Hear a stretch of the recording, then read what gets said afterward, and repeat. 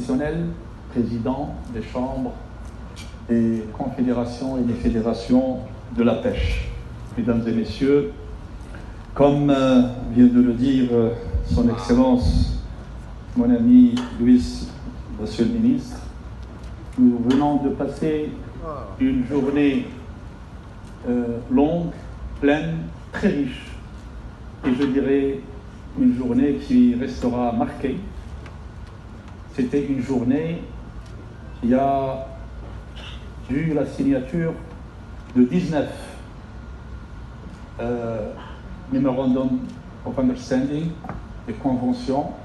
dans différents domaines, dont une convention extrêmement importante qui nous intéresse tous, qui vous intéresse, qui est un accord sur les aspects sanitaires des végétaux, des animaux, de la pêche, mais également le développement des filières. Donc c'était un grand plaisir d'avoir eu un moment d'échange avec Monsieur le Ministre sur les domaines de nos ministères, l'agriculture et la pêche. Et donc c'était très riche et surtout une convergence parfaite de nos points de vue. Alors aujourd'hui, mon collègue Mohamed Sadiki et moi-même de parler beaucoup de temps de pêche et des sujets de pêche qui intéressent mon pays, qui vous intéressent vous tous. Et dans cette conférence et ce salon, dont c'est la deuxième fois, j'ai déjà participé en tant que ministre dans l'année 2019. Et je reviens maintenant et je dois tout d'abord remercier le gouvernement de Sa Majesté,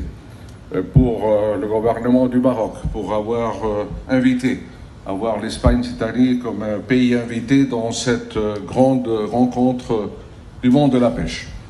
Une rencontre qui, bien sûr, une rencontre organisée au Maroc, mais qui, par son contenu, par les participants, par les collègues africains qui sont des différents pays africains ici présents, montre la volonté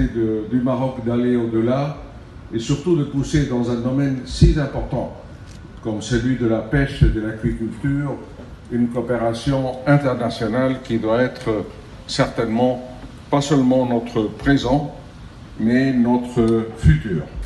Et aussi dans le cadre de cette rencontre, la conférence de haut niveau